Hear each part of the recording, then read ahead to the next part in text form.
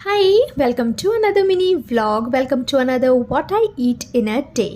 আজকে ছুটি ছিল আমার আর তন্ময় দুজনেরই, চলে গেলাম সঙ্গীতা ব্রেকফাস্ট করতে। খেলাম ঘি মশালা ধোসা, আর তন্ময় অর্ডার করেছিল অ্যাজ ইউজুয়াল মিনি টিফিন, যেখানে সাউথ ইন্ডিয়ান যা যা ফেমাস টিফিন আইটেমস হয় সেগুলো ছিল বড়া, ইডলি, পোঙ্গল, উপমা। তারপরে খেলাম একটুখানি চা।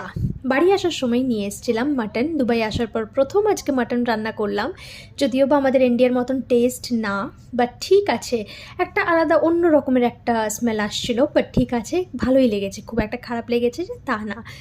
সাথে ছিল ডাল সেদ্ধ, উপর থেকে কুচি কুচি করে পেঁয়াজ আর লঙ্কা দিয়েছিলাম, আলু ভাজা আর মাটন।